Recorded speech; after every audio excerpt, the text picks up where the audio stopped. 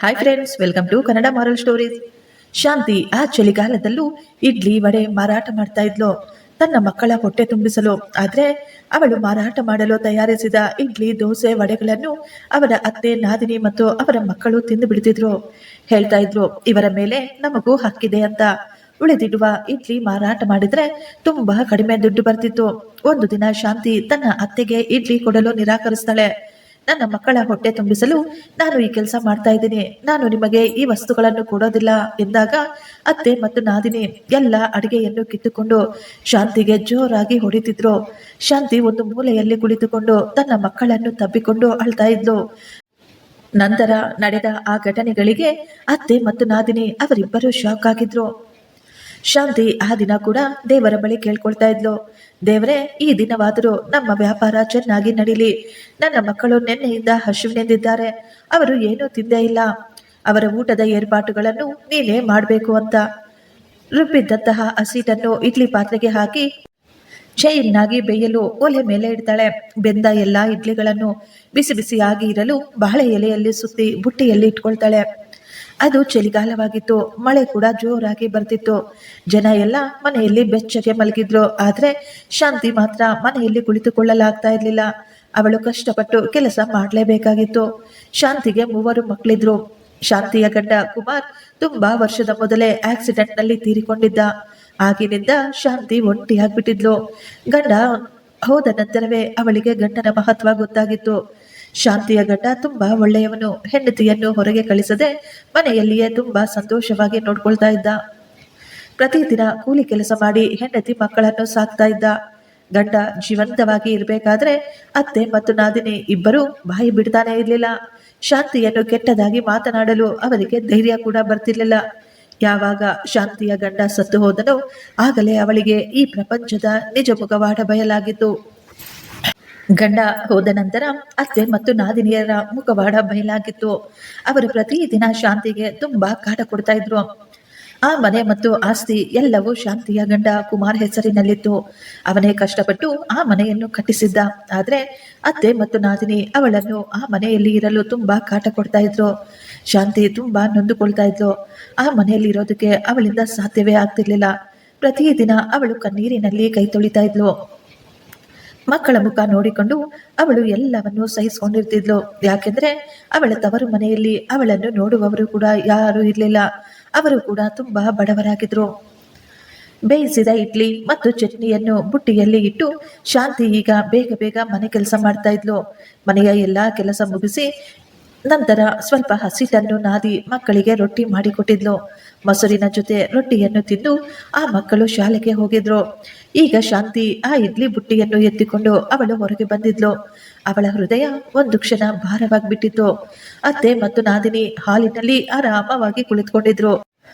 ಎಲ್ಲರ ಕೈಯಲ್ಲೂ ಇಡ್ಲಿ ತುಂಬಿದ ತಟ್ಟೆಗಳಿದ್ವು. ಅತ್ತೆ ನಾದಿನಿ ಕೂಡ ಇಡ್ಲಿ ತಿಂತಾ ಇದ್ರು. ಈಗ ಶಾಂತಿ ತನ್ನ ಬುಟ್ಟಿಯನ್ನು ಓಪನ್ ಮಾಡಿ ನೋಡ್ತಾಳೆ. ಆಗಲೇ ಶಾಂತಿಗೆ ಗೊತ್ತಾಗಿತ್ತು, ಬುಟ್ಟಿಯಲ್ಲಿದ್ದ ಅರ್ಧಕ್ಕೆ ಅರ್ಧ ಇಡ್ಲಿ ಮತ್ತು ಚಟ್ನಿ ಮಾಯವಾಗ್ಬಿಟ್ಟಿತ್ತು. ಅದನ್ನು ಅತ್ತೆ ಮತ್ತು ನಾದಿನಿ ಅವರ ಮಕ್ಕಳು ತಿಂದು ಹಾಕಿದ್ರು. ಶಾಂತಿ ಈಗ ಅಸಹನೆಯಿಂದ ಅವರನ್ನೇ ನೋಡ್ತಾ ಇದ್ಲು. ಅವಳ ಕಣ್ಣುಗಳಲ್ಲಿ ದುಃಖ ತುಂಬಿತ್ತು. ಅವಳಿಗೆ ಈ ಜೀವನ ನರಕವಾಗಿ ಬಿಟ್ಟಿತ್ತು. ಪ್ರತಿದಿನ ಅವರು ಕೊಡ್ತಾ ಇದ್ದ ಹಿಂಸೆ ಅವಳಿಂದ ಸಹಿಸಲಾಗ್ತಿರ್ಲಿಲ್ಲ. ಶಾಂತಿ ಅವರನ್ನೇ ನೋಡುತ್ತಿರುವುದನ್ನು ನೋಡಿದ ಅತ್ತೆ ಜೋರಾಗಿ ಕೂಗ್ತಾಳೆ, ಏಯ್, ಆ ತರ ಕಣ್ಣು ಬಿಟ್ಕೊಂಡು ನಮ್ಮನ್ನೇ ನೋಡ್ತಾ ಇದೀಯಾ? ನಿನ್ನ ನಾದಿನಿಯರು ಮತ್ತು ಮಕ್ಕಳು ಕೆಲವು ಇಡ್ಲಿ ತೆಗೆದುಕೊಂಡು ತಿಂದ್ರೆ ನಿನಗೇನಾಗೋಗುತ್ತೆ? ಶಾಂತಿ ಅವಳು ಏನು ಮಾತನಾಡದೆ ಸೈಲೆಂಟ್ ಆಗಿ ತಲೆ ಬಗ್ಗಿಸ್ಕೊಳ್ತಾಳೆ.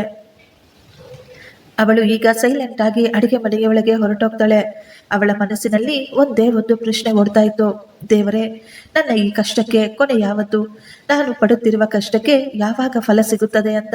ಆದರೆ ಅವಳು ಯಾರಿಗೂ ಏನೂ ಹೇಳಲಾಗ್ತಾ ಇರ್ಲಿಲ್ಲ. ಸೈಲೆಂಟ್ ಆಗಿ ಇಡ್ಲಿ ತೆಗೆದುಕೊಂಡು ಮಾರ್ಕೆಟ್ಗೆ ಮಾರಲು ಹೊರಟೋಗ್ತಾಳೆ. ಅರ್ಧ ಇಡ್ಲಿ ಮೊದಲೇ ಖಾಲಿಯಾಗ್ಬಿಟ್ಟಿದ್ವು. ಈಗ ಅವಳಿಗೆ ಅನ್ನಿಸ್ತಾ ಇತ್ತು, ಇವುಗಳನ್ನು ಮಾರಿದ್ರೆ ಬಂಡವಾಳ ಕೂಡ ಬರುತ್ತೋ ಇಲ್ವೋ ಅಂತ. ಅವಳ ಜೀವನ ತುಂಬಾ ಕಷ್ಟವಾಗ್ಬಿಟ್ಟಿತ್ತು. ಎಷ್ಟು ಕಷ್ಟಪಟ್ಟರೂ ತನ್ನ ಮಕ್ಕಳಿಗೆ ಹೊಟ್ಟೆ ತುಂಬಾ ಊಟ ಹಾಕಲೇ ಆಗ್ತಾ ಇರ್ಲಿಲ್ಲ. ಅವಳು ಬೆಳಿಗ್ಗೆಯಿಂದ ಕೆಲಸ ಮಾಡಿದರೂ ಮಕ್ಕಳು ಮಾತ್ರ ಹಸಿವೆಯಿಂದ ಮಲಗಬೇಕಾಗಿತ್ತು. ಪೂರ್ತಿ ದಿನ ಶಾಂತಿ ಇಡ್ಲಿ ಮಾರಾಟ ಮಾಡ್ತಿದ್ಲು. ಎಲ್ಲ ಮಾರಾಟ ಮಾಡಿದ ನಂತರ ಅವಳಿಗೆ ಈಗ ಕೇವಲ ಬಂಡವಾಳದ ಮೊತ್ತ ಮಾತ್ರ ಸಿಕ್ಕಿತು. 1 ರೂಪಾಯಿ ಕೂಡ ಹೆಚ್ಚಿನ ಲಾಭ ಸಿಕ್ಕಿರಲಿಲ್ಲ. ಆ ದುಡ್ಡಿನಲ್ಲಿ ಮಾರನೆಯ ದಿನಕ್ಕೆ ಅವಳು ಅಕ್ಕಿ ಬೇಳೆ ಕೊಂಡುಕೊಳ್ಬೇಕಾಗಿತ್ತು. ಈಗ ಶಾಂತಿ ಬಳಿ 1 ರೂಪಾಯಿ ಕೂಡ ಹೆಚ್ಚಾಗಿ ಉಳಿಯಲಿಲ್ಲ. ತನ್ನ ಮಕ್ಕಳಿಗಾಗಿ ಏನನ್ನು ಕೊಂಡುಕೊಳ್ಳಲು ಅವಳ ಹೃದಯ ಭಾರವಾಗಿತ್ತು. ಈಗ ಶಾಂತಿ ಕಣ್ಣೀರು ಹಾಕ್ತಾ ಇದ್ಲು. ದಿನ ಪೂರ್ತಿ ಕಷ್ಟಪಟ್ಟರೂ ಅವಳ ಕೈಯಲ್ಲಿ ಈಗ ಒಂದೇ 1 ರೂಪಾಯಿ ಕೂಡ ಮಿಕ್ಕಿರ್ಲಿಲ್ಲ. ಮನೆಗೆ ಬರುವಾಗ ಮಾರ್ಕೆಟಿನಿಂದ ಸಾಮಾನು ಖರೀದಿಸಲು ಅಂಗಡಿಗೆ ಹೋಗ್ತಾಳೆ. ಅಂಗಡಿಯಾತ ಕೂಡ ತುಂಬಾ ಒಳ್ಳೆಯವನು. ಶಾಂತಿಯ ಪರಿಸ್ಥಿತಿ ಆತನಿಗೆ ತುಂಬಾ ಚೆನ್ನಾಗಿ ಗೊತ್ತಿತ್ತು. ಆದ್ದರಿಂದ ಆತ ಶಾಂತಿಗೆ ಸ್ವಲ್ಪ ಕಡಿಮೆ ದುಡ್ಡಿಗೆ ಅಕ್ಕಿ ಬೇಳೆ ಕೊಡ್ತಾ ಇದ್ದ. ಅವಳ ದುಡಿಮೆ ನಿಲ್ಲಬಾರದು ಅಂತ ಅತ್ತೆ ಮತ್ತು ನಾದಿನಿಯರು ಯಾವಾಗಲೂ ಶಾಂತಿಗೆ ಸಹಾಯ ಮಾಡ್ತಾ ಇರಲಿಲ್ಲ. ಬದಲಾಗಿ ಅವಳ ಮೇಲೆಯೇ ಭಾರವಾಗ್ತಿದ್ರು. ಅವಳ ಪೂರ್ತಿ ಕಷ್ಟವನ್ನು ಅವರೇ ತಿಂದು ಹಾಕ್ತಾ ಇದ್ರು. ಆ ಅತ್ತೆಗೆ ತನ್ನ ಸೊಸೆಯ ಕಷ್ಟ, ತನ್ನ ಮೊಮ್ಮಕ್ಕಳ ಹಸಿವು ಯಾವುದೂ ಕಾಣಿಸ್ತಾ ಇರಲಿಲ್ಲ. ಈ ದಿನ ಕೂಡ ಶಾಂತಿ ಮಕ್ಕಳು ಹಸಿವಿನಿಂದ ಹಾಗೆಯೇ ಮಲಗಿಬಿಟ್ಟಿದ್ರು. ರಾತ್ರಿ ಮಕ್ಕಳು ಊಟವಿಲ್ಲದೆ ಹಸಿವಿನಿಂದ ನಿದ್ದೆಯಲ್ಲೂ ಕೂಡ ಒದ್ದಾಡ್ತಾ ಇದ್ರು. ಆದ್ರೆ ಶಾಂತಿ ರಾತ್ರಿಯೆಲ್ಲ ಮಲಗಲಿಲ್ಲ. ರಾತ್ರಿಯೆಲ್ಲ ಅವಳು ಒಂಟಿಯಾಗಿ ಕುಳಿತುಕೊಂಡು ಅಳ್ತಾ ಇದ್ಲು. ಆ ರಾತ್ರಿ ಅವಳು ತೀರ್ಮಾನ ಮಾಡ್ಕೊಳ್ತಾಳೆ, ನನ್ನ ಮಕ್ಕಳ ಅಧಿಕಾರವನ್ನು ಯಾರೂ ಕಸಿದುಕೊಳ್ಳಲು ನಾನು ಬಿಡೋದಿಲ್ಲ ಅಂತ. ನನ್ನ ಗಂಡನ ಮನೆಯಲ್ಲಿ ನಾನಿದ್ದೀನಿ. ನನ್ನ ಅತ್ತೆ ಮತ್ತು ನಾದಿನಿಯರು ನನ್ನ ಮೇಲೆ ಯಾವುದೇ ಉಪಕಾರ ಮಾಡ್ತಾ ಇಲ್ಲ. ಈ ಮನೆ ಇದು ನನ್ನ ಮಕ್ಕಳ ಮನೆ. ಆದ್ದರಿಂದ ನಾನು ಇನ್ನು ಸುಮ್ಮನೆ ಇರಬಾರದು ಅಂತ ಅವಳು ಅಂದುಕೊಳ್ತಿದ್ಲು. ಶಾಂತಿಯ ನಾದಿನಿ ರಮ್ಯಾ, ಅವಳು ಕೂಡ ವಿಧವೆಯಾಗಿದ್ಲು. ಅವಳಿಗೂ 2 ಮಕ್ಕಳಿದ್ರು. ಆ ಮಕ್ಕಳು ತುಂಬಾ ಸುಖವಾಗಿಯೇ ಬದುಕ್ತಿದ್ರು. ಅತ್ತೆ ಬರುವ ಫಂಕ್ಷನ್ ಅನ್ನು ತನ್ನ ಮಗಳಿಗೆ ಕೊಡ್ತಿದ್ಲು. ಅಷ್ಟು ಮಾತ್ರವಲ್ಲ, ಅವರಿಗಿರುವ ಆಸ್ತಿಯ ಬಾಡಿಗೆ ಕೂಡ ತನ್ನ ಮಗಳಿಗೆ ಕೊಡ್ತಾ ಇದ್ಲು. ನಮ್ಮ ಮನೆಯ ಮೇಲಿರುವ ಇನ್ನೊಂದು ಮನೆಯನ್ನು ಸಹ ನಾವು ಬಾಡಿಗೆಗೆ ಕೊಟ್ಟಿದ್ವಿ. ಆದ್ರೆ ಆ ಬಾಡಿಗೆಯನ್ನು ಸಹ ಅತ್ತೆ ನಾದಿನಿಗೆ ಕೊಡ್ತಾ ಇದ್ಲು. ಊರಿನಲ್ಲಿರುವ ತೋಟ ಹೊಲ ಅದರಿಂದ ಬರುವ ಆದಾಯವನ್ನು ಕೂಡ ಅತ್ತೆ ಅವರ ಮಕ್ಕಳಿಗೆ ಕೊಡ್ತಾ ಇದ್ಲು. ಆಸ್ತಿಯಲ್ಲಿ ಶಾಂತಿಗೂ ಕೂಡ ಹಕ್ಕಿದ್ದರೂ ಅವಳಿಗೆ 1 ರೂಪಾಯಿ ಕೂಡ ಸಿಗ್ತಾ ಇರ್ಲಿಲ್ಲ. ಮನೆಯ ಎಲ್ಲಾ ಖರ್ಚುಗಳು ಶಾಂತಿ ತಲೆ ಮೇಲೆಯೇ ಬಂದಿದ್ವು. ಈಗ ನಾನು ಇದೇ ರೀತಿ ಸೈಲೆಂಟ್ ಆಗಿ ಇದ್ರೆ ನನ್ನ ಮಕ್ಕಳು ಪ್ರತಿದಿನ ಉಪವಾಸದಿಂದಲೇ ಮಲಗಬೇಕಾಗುತ್ತೆ ಎಂದು ಶಾಂತಿ ಅಂದುಕೊಳ್ತಾಳೆ. ಮಾರನೆಯ ದಿನ ಬೆಳಿಗ್ಗೆ 5 ಗಂಟೆಗೆಲ್ಲ ಶಾಂತಿ ಎದ್ದಿದ್ಲು. ಸ್ನಾನ ಮಾಡಿ ದೇವರ ಪೂಜೆ ಮುಗಿಸಿ ಇಡ್ಲಿ ಬೇಯಲು ಇಡ್ತಾಳೆ. ಬೆಂದ ಇಡ್ಲಿಗಳನ್ನು ಬುಟ್ಟಿಯಲ್ಲಿ ಜೋಡಿಸಿಕೊಂಡು ಮನೆಯನ್ನು ಕ್ಲೀನ್ ಮಾಡ್ತಾ ಇದ್ಲು. ಮನೆಯ ಎಲ್ಲಾ ಕೆಲಸ ಬೇಗ ಬೇಗ ಮಾಡಿ ಮುಗಿಸ್ತಾಳೆ. ಈಗ ಮಕ್ಕಳನ್ನು ಎಬ್ಬಿಸಿ ಅವರಿಗೆ ಸ್ನಾನ ಮುಗಿಸಿ ಶಾಲೆಗೆ ರೆಡಿ ಮಾಡಿದ್ಲು. ಮಕ್ಕಳಿಗೆ ಒಂದೊಂದು ಇಡ್ಲಿಯನ್ನು ಕೊಟ್ಟು ಅವರಿಗೆ ಶಾಲೆಗೆ ಕಳಿಸಿಕೊಡಲು ಹೊರಗೆ ಬರುವಷ್ಟರಲ್ಲಿ ಅತ್ತೆ ಎದ್ದು ಕುಳಿತುಕೊಂಡಿದ್ಲು. ಪ್ರತಿ ದಿನದ ರೀತಿಯೇ ಆ ದಿನ ಕೂಡ ಬುಟ್ಟಿಯಲ್ಲಿದ್ದ ಇಡ್ಲಿ ತಗೊಳ್ಳೋದಕ್ಕೆ ಬಂದಿದ್ಲು ಆಕೆ. ತಕ್ಷಣ ಶಾಂತಿ ಮುಂದೆ ಬಂದು ಮೊಟ್ಟ ಮೊದಲನೆಯ ಬಾರಿಗೆ ಅತ್ತೆಗೆ ಹೇಳ್ತಾಳೆ, ಅತ್ತೆ, ಈ ದಿನ ನಾನು ನಿಮಗೆ ಇಡ್ಲಿ ವಡೆ ಕೊಡೋದಿಲ್ಲ. ಈ ವಸ್ತುಗಳು ನನ್ನ ಮಕ್ಕಳಿಗಾಗಿ. ಸೊಸೆಯ ಮಾತು ಕೇಳಿ ಅತ್ತೆಗೆ ಶಾಕ್ ಆಗಿತ್ತು. ಅಷ್ಟರಲ್ಲೇ ನಾದಿನಿ ಕೂಡ ಅಲ್ಲಿಗೆ ಬಂದಿದ್ಲು. ಈಗ ಅತ್ತೆ ಕೋಪವಾಗಿ ಹೇಳ್ತಾಳೆ, ನನ್ನ ಬಳಿ ನೀನು ಮರ್ಯಾದೆಯಾಗಿ ಮಾತನಾಡು. ನೀನು ನಮ್ಮ ಮನೆಯಲ್ಲಿದೆಯಾ, ಆದ್ದರಿಂದ ಈ ಊಟದ ಮೇಲೆ ಎಲ್ಲರ ಹಕ್ಕು ಇದೆ, ಅಧಿಕಾರವಿದೆ ಅಂತ. ಶಾಂತಿಯ ಮನಸ್ಸಿನಲ್ಲಿದ್ದ ಎಲ್ಲ ದುಃಖ ಈಗ ಹೊರಬಂದು ಬಿಟ್ಟಿತ್ತು. ಅವಳು ಈಗ ದುಃಖದಲ್ಲೇ ಹೇಳಿದ್ಲು, ನಾನು ನನ್ನ ಮಕ್ಕಳ ಅಧಿಕಾರವನ್ನು ಯಾರಿಗೂ ತಿಂದು ಹಾಕಲು ಬಿಡೋದಿಲ್ಲ. ನಾನು ಪೂರ್ತಿ ದಿನ ಕಷ್ಟಪಡ್ತೀನಿ. ಈ ಮಳೆಯಲ್ಲಿ ಇಷ್ಟೊಂದು ಚಳಿಯಲ್ಲಿ ಹೊರಗೆ ಹೋಗಿ ಇವುಗಳನ್ನು ಮಾರಾಟ ಮಾಡ್ತೀನಿ. ನನ್ನ ಮಕ್ಕಳು ಉಪವಾಸವಿರಬಾರ್ದು ಅಂದ. ಆದರೂ ನಿಮ್ಮಿಂದ ನನ್ನ ಮಕ್ಕಳು ಪ್ರತಿದಿನ ಉಪವಾಸವಿರ್ತಾರೆ. ಅವರು ರಾತ್ರಿಯೆಲ್ಲ ಒಣ ರೊಟ್ಟಿ ತಿಂದು ಮಲಗ್ತಾರೆ. ನಿಮಗೆ ಆ ಮಕ್ಕಳನ್ನು ನೋಡಿ ಸ್ವಲ್ಪ ಕೂಡ ಕರುಣೆ ಬರೋದಿಲ್ವಾ? ಆ ಮಕ್ಕಳಿಗೆ ಸ್ವಲ್ಪ ಊಟ ಕೊಡೋಣ ಎಂದು ನಿಮ್ಮ ಮನಸ್ಸಿಗೆ ಅನ್ನಿಸೋದಿಲ್ವಾ? ನಿಮ್ಮ ಮನೆಗಳಲ್ಲಿ ಮಾಡಿದ ಅಡುಗೆ ಮಿಕ್ಕಿದ್ರೆ ನೀವು ಹೊರಗಡೆ ಬಿಸಾಕ್ತೀರಾ. ಆದರೆ ನನ್ನ ಮಕ್ಕಳಿಗೆ ಮಾತ್ರ ಒಂದು ತುತ್ತು ಅನ್ನ ಕೂಡ ಕೊಡೋದಿಲ್ಲ. ನನ್ನ ಮಕ್ಕಳು ಒಳ್ಳೆಯ ಊಟ ತಿಂದು ಅದೆಷ್ಟು ದಿನಗಳಾಗೋದ್ವೋ ಏನೋ. ನಾದಿನಿ ಕೂಡ ನನ್ನ ರೀತಿಯೇ ವಿಧವೆ. ಆದರೆ ಅವಳ ಮಕ್ಕಳು ಮತ್ತು ನನ್ನ ಮಕ್ಕಳಲ್ಲಿ ಎಷ್ಟೊಂದು ಅಂತರವಿದೆ. ಇದು ನನ್ನ ಗಂಡನ ಮನೆ. ಆದ್ದರಿಂದ ನಾನು ನನ್ನ ಮಕ್ಕಳ ಅಧಿಕಾರವನ್ನು, ನನ್ನ ಕಷ್ಟವನ್ನು ನೀವು ತಿನ್ನೋದಕ್ಕೆ ಬಿಡೋದಿಲ್ಲ. ನಿಮಗೆ ಈ ಊಟ ತಿನ್ನಬೇಕು ಅಂತ ಆಸೆ ಇದ್ರೆ ನೀವು ಮಾರ್ಕೆಟ್ಗೆ ಹೋಗಿ ಕೊಂಡುಕೊಳ್ಳಿ. ಇಲ್ಲದಿದ್ದರೆ ಇದರ ದುಡ್ಡನ್ನು ಕೊಟ್ಟು ನನ್ನ ಬಳಿಯೇ ಕೊಂಡುಕೊಂಡು ತಿನ್ನಿ. ಈ ಮಾತುಗಳನ್ನು ಕೇಳಿದ ತಕ್ಷಣ ಅತ್ತೆ ಮತ್ತು ನಾದಿನಿ ಇಬ್ಬರು ಕೋಪ ಮಾಡಿಕೊಂಡು ಶಾಂತಿಯನ್ನು ಹೊಡೆಯೋದಕ್ಕೆ ಮುಂದಾಗ್ತಾರೆ. ಶಾಂತಿ ತನ್ನ ಬುಟ್ಟಿಯನ್ನು ಉಳಿಸಿಕೊಳ್ಳಲು ಪ್ರಯತ್ನ ಪಡ್ತಿದ್ಲು.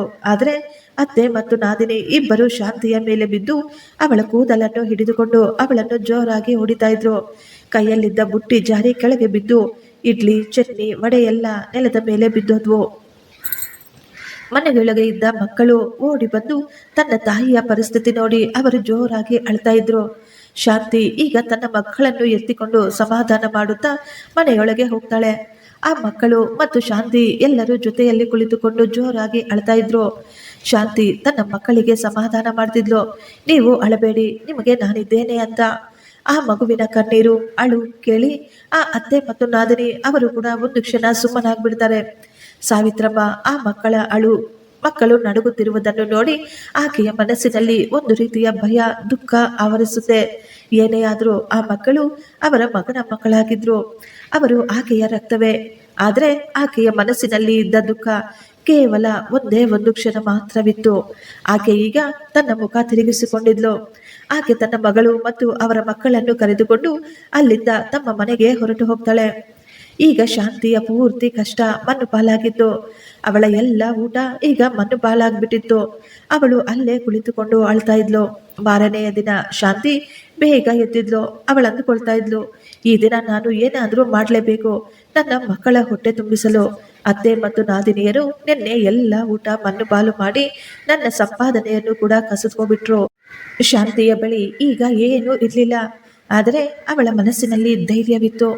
ಅವಳು ಯೋಚಿಸ್ತಾ ಇದ್ಲು, ಯಾರ ಬಳಿಯಾದರೂ ಸ್ವಲ್ಪ ಸಾಲ ಮಾಡಿ ದುಡ್ಡು ತೆಗೆದುಕೊಂಡು ನನ್ನ ಕೆಲಸ ಮತ್ತೆ ಶುರು ಮಾಡಬೇಕು ಅಂತ.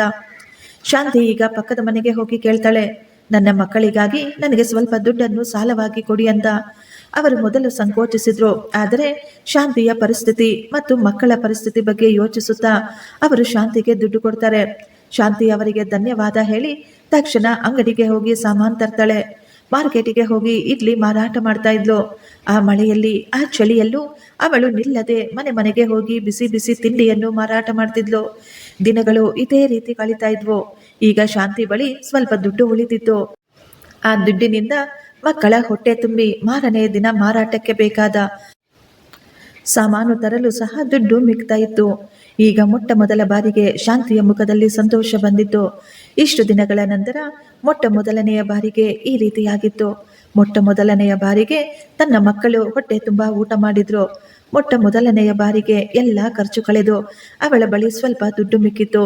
ಈಗ ಶಾಂತಿ ಪ್ರತಿದಿನ ಸ್ವಲ್ಪ ದುಡ್ಡನ್ನು ಕೂಡಿಸಿ ಸಾಲವನ್ನು ತೀರಿಸಿಬಿಟ್ಟಿದ್ಲು. ಅವಳಿಗೆ ಈಗ ಅರ್ಥವಾಗಿತ್ತು, ನನ್ನ ಅಧಿಕಾರಕ್ಕಾಗಿ ನಾನು ಹೋರಾಟ ಮಾಡಿದರೆ ಖಂಡಿತ ಫಲ ಸಿಗುತ್ತೆ ಅಂತ. ಎಷ್ಟೋ ಸಂತೋಷವಾಗಿ ಕೆಲಸ ಮುಗಿಸಿಕೊಂಡು ಮನೆಗೆ ಬಂದು ಮಕ್ಕಳಿಗಾಗಿ ಒಳ್ಳೆಯ ಅಡುಗೆಯನ್ನು ತಯಾರು ಮಾಡಿ 4 ಜನ ಈಗ ಕುಳಿತುಕೊಂಡು ಊಟ ಮಾಡ್ತಿದ್ರು. ಅವಳು ದೇವರ ಬಳಿ ಕೇಳಿಕೊಳ್ತಿದ್ಲು, ದೇವ್ರೇ, ಈ ದಿನ ನಾನು ಎಷ್ಟೊಂದು ಕಷ್ಟಪಟ್ಟಿದ್ದೇನೆ. ನನ್ನ ಕಷ್ಟಕ್ಕೆ ಫಲಿತವಾಗಿ ನನ್ನ ಮಕ್ಕಳು ಹೊಟ್ಟೆ ತುಂಬ ಊಟ ಮಾಡ್ತಿದ್ದಾರೆ. ಅವಳಿಗೆ ಈಗ ಚೆನ್ನಾಗಿ ಅರ್ಥವಾಗಿತ್ತು. ಇನ್ನು ಮುಂದೆ ತಲೆ ಬಗ್ಗಿಸಿಕೊಂಡು ಎಲ್ಲವನ್ನು ಅನುಭವಿಸುವ ಅವಶ್ಯಕತೆ ಇಲ್ಲ. ಅಧಿಕಾರಕ್ಕಾಗಿ ನಾನು ಮಾತಾಡಲೇಬೇಕು ಅಂತ. ದಿನಗಳು ಕಳೀತಾ ಇದ್ವು. ಅತ್ತೆ ಮತ್ತು ನಾದಿನಿಯರು ಶಾಂತಿ ಊಟ ಕಸಿದುಕೊಳ್ಳುವುದಲ್ಲ, ಅವಳ ಜೊತೆ ಮಾತನಾಡುವುದನ್ನೇ ನಿಲ್ಲಿಸಿಬಿಟ್ಟಿದ್ರು. ಕೆಲವು ದಿನಗಳ ನಂತರ ರಮ್ಯಾ ಸಣ್ಣ ಮಗ ಮನೆಯ ಮುಂದೆ ಆಟವಾಡ್ತಿದ್ದ. ರಮ್ಯಾ ತನ್ನ ತಾಯಿಯ ಜೊತೆ ಮಾತನಾಡುತ್ತಾ ಮನೆಯಲ್ಲಿ ಕೂತ್ಕೊಂಡಿದ್ಲು. ಇದ್ದಕ್ಕಿದ್ದ ಹಾಗೆ ಸಡನ್ ಆಗಿ ಮಗುವಿನ ಧ್ವನಿ ಕೇಳಿಸುವುದು ನಿಂತು ಹೋಗಿತ್ತು. ತುಂಬಾ ಸಮಯದವರೆಗೂ ಯಾವುದೇ ಶಬ್ದ ಬರದಿದ್ದಾಗ ರಮ್ಯಾ ಗಾಬರಿಯಿಂದ ಓಡಿ ಬರ್ತಾಳೆ. ಅವಳು ಅಕ್ಕಪಕ್ಕ ಎಲ್ಲ ಕಡೆ ತನ್ನ ಮಗುವನ್ನು ಹುಡುಕಾಡ್ತಾ ಇದ್ಲು. ಆದರೆ ಮಗುವಿನ ಬಗ್ಗೆ ಯಾವುದೇ ಸುಳಿವು ಸಿಗಲಿಲ್ಲ. ಅವಳೀಗ ಗಾಬರಿಯಿಂದ ಕೈ ಕಾಲು ಆಡ್ತಾ ಇರಲಿಲ್ಲ. ಅವಳು ಅಲ್ಲೇ ನೆಲದ ಮೇಲೆ ಕುಳಿತು ಜೋರಾಗಿ ಹೃದಯ ಹೊಡೆದು ಹೋಗುವ ಹಾಗೆ ಅಳ್ತಾ ಇದ್ಲು. ಅಷ್ಟರಲ್ಲೇ ಹೊರಗಿನಿಂದ ಜನ ಬಂದು ಹೇಳ್ತಾರೆ, ನಿಮ್ಮ ಅಂಗಡಿಗೆ ಬೆಂಕಿ ಬಿದ್ದಿದೆ ಅಂತ. ಆ ಅಂಗಡಿಗಳು ಅದು ನಮ್ಮ ಅತ್ತೆಯ ಅಂಗಡಿಗಳಾಗಿದ್ವು. ಅದರ ಬಾಡಿಗೆ ನಮ್ಮ ನಾದಿನಿ ತಗೊಳ್ತಿದ್ಲು. ಅಂಗಡಿಗಳು ಈಗ ಪೂರ್ತಿ ಸುಟ್ಟು ಹೋಗಿದ್ವು. ಅತ್ತೆ ಮತ್ತು ನಾದಿನಿ ಇಬ್ಬರು ಶಾಕ್ನಿಂದ ಅಲ್ಲಿಗೆ ಓಡಿ ಹೋಗಿದ್ರು. ಶಾರ್ಟ್ ಸರ್ಕ್ಯೂಟ್ನಿಂದಾಗಿ ಬೆಂಕಿ ಹುಟ್ಕೊಂಡಿದೆ ಎಂದು ಅಂಗಡಿಯಲ್ಲಿ ಬಾಡಿಗೆಗೆ ಇರುವವರು ಈಗ ಅತ್ತೆಯ ಮೇಲೆಯೇ ಗಲಾಟೆ ಮಾಡ್ತಿದ್ರು. ನೀವು ವೈರಿಂಗ್ ಸರಿಯಾಗಿ ಮಾಡಿಸಿಲ್ಲ, ಆದ್ದರಿಂದಲೇ ಇಷ್ಟು ದೊಡ್ಡ ಅನಾಹುತವಾಗಿರೋದು. ನಮ್ಮ ನಷ್ಟವನ್ನು ನೀವೇ ಭರಿಸಬೇಕು. ತಕ್ಷಣ 10 ಲಕ್ಷ ರೂಪಾಯಿಗಳನ್ನು ಕೊಡಿ ಅಂತ ಕೇಳ್ತಾ ಇದ್ರು. ಆಗಲೇ ಸಂಧ್ಯಾ ರಮ್ಯಾಳ ಮಗುವನ್ನು ಎತ್ತಿಕೊಂಡು ಬರ್ತಾ ಇದ್ಲು. ರಮ್ಯಾ ಈಗ ತನ್ನ ಮಗುವನ್ನು ತಬ್ಬಿಕೊಂಡು ಜೋರಾಗಿ ಅಳ್ತಾಳೆ. ಆಗಲೇ ಸಾವಿತ್ರಮ್ಮ ಕಣ್ಣ ಎದುರಿಗೆ ತನ್ನ ಮಗನ ಮಕ್ಕಳು ಅಳ್ತಾ ಇರುವ ದೃಶ್ಯ ಕಾಣಿಸುತ್ತೆ. ಆಕೆಗೆ ತನ್ನ ತಪ್ಪಿನ ಅರಿವಾಗಿತ್ತು. ಈಗ ಅತ್ತೆ ಮತ್ತು ನಾದಿನಿ ಇಬ್ಬರು ಸೊಸೆಯ ಬಳಿ ಬಂದು ಅವರು ಕ್ಷಮಾಪಣೆ ಕೇಳ್ತಾರೆ. ಅವರು ಮಾಡಿದ ತಪ್ಪಿನ ಅರಿವು ಅವರಿಬ್ಬರಿಗೂ ಆಗಿತ್ತು. ಅವರು ನಾಚಿಕೆಯಿಂದ ತಲೆ ಬಗ್ಗಿಸಿಕೊಂಡು ನಿಂತಿದ್ರು. ಅತ್ತೆಯ ಎಲ್ಲ ಉಳಿತಾಯ ಈಗ ಸಾಲಗಾರರಿಗೆ ಕೊಡಲೇ ಸಾಕಾಗ್ತಿತ್ತು. ಈಗ ಅವರುಗಳೇ ಸಾಲದಲ್ಲಿ ಬಿದ್ದಿದ್ರು. ಈಗ ರಮ್ಯಾ ಮಕ್ಕಳು ಉಪವಾಸದಿಂದ ಒದ್ದಾಡುವುದನ್ನು ಶಾಂತಿ ನೋಡ್ತಾಳೆ. ಅವಳು ಈಗ ಮುಖ ತಿರುಗಿಸಿಕೊಳ್ಳಲಿಲ್ಲ. ಅವಳು ಕಠೋರವಾಗಲಿಲ್ಲ. ತಕ್ಷಣ ಶಾಂತಿಯ ಆ ಮಕ್ಕಳನ್ನು ಕರೆದುಕೊಂಡು ಬಂದು ತನ್ನ ಮಕ್ಕಳ ಪಕ್ಕದಲ್ಲಿ ಕೂರಿಸಿ ಅವರೆಲ್ಲರಿಗೂ ಊಟ ಹಾಕಿದ್ಲು. ಶಾಂತಿಯ ಈ ದೊಡ್ಡ ಗುಣ, ಒಳ್ಳೆಯ ಮನಸ್ಸು ನೋಡಿ ಅತ್ತೆಯ ಕಣ್ಣುಗಳಲ್ಲಿ ನೀರು ತುಂಬಿತ್ತು. ಅವಳು ತಮ್ಮ ಸೊಸೆಯ ಬಳಿ ಕ್ಷಮಾಪಣೆ ಕೇಳ್ತಾ ಇದ್ರು. ಆಗ ಶಾಂತಿ ಹೇಳ್ತಾಳೆ, ಅತ್ತೆ, ನನ್ನ ಮಕ್ಕಳು ಹಸಿವಿನಿಂದ ಒದ್ದಾಡೋದನ್ನ ನಾನು ನೋಡಿದ್ದೀನಿ. ಆದ್ದರಿಂದಲೇ ನನಗೆ ರಮ್ಯಾ ಮಕ್ಕಳ ಹಸಿವು ದುಃಖ ಕೂಡ ಅರ್ಥವಾಗುತ್ತೆ. ಈಗ ಶಾಂತಮ್ಮ ಮತ್ತು ರಮ್ಯಾಗೆ ಅರ್ಥವಾಗಿತ್ತು, ಬೇರೆಯವರ ಅಧಿಕಾರ ಕಸಿದುಕೊಳ್ಳುವುದರಿಂದ ಯಾರೂ ಸುಖವಾಗಿರೋದಿಲ್ಲ ಅಂತ. ಅಂಗಡಿಗಳು ರೆಡಿಯಾಗಿ ಮತ್ತೆ ಬಾಡಿಗೆಗೆ ಬಿಟ್ಟಾಗ ಈಗ ಅತ್ತೆ ಶಾಂತಿಯ ಭಾಗವನ್ನು ಅವಳಿಗೆ ಕೊಡ್ತಾಳೆ. ಈಗ ಶಾಂತಿಯ ಕಷ್ಟಗಳೆಲ್ಲ ತೀರಿ ಹೋಗಿದ್ವು. ಅವಳ ಜೀವನದಲ್ಲಿ ಕೂಡ ಬೆಳಕು ಮೂಡಿತ್ತು. ಎಲ್ಲ ಮಕ್ಕಳು ಒಟ್ಟಿಗೆ ಸಂತೋಷವಾಗಿ ಆಟವಾಡುತ್ತಾ ಬೆಳೀತಾ ಇದ್ರು. ಫ್ರೆಂಡ್ಸ್, ಈ ಸ್ಟೋರಿ ನಿಮಗೆ ಇಷ್ಟವಾಗಿದ್ರೆ ಒಂದು ಲೈಕ್ ಮಾಡಿ ಮತ್ತು ನಮ್ಮ ಚಾನಲ್ ಅನ್ನು ಸಬ್ಸ್ಕ್ರೈಬ್ ಮಾಡಿಕೊಳ್ಳಿ. ಥ್ಯಾಂಕ್ ಯು, ಧನ್ಯವಾದಗಳು.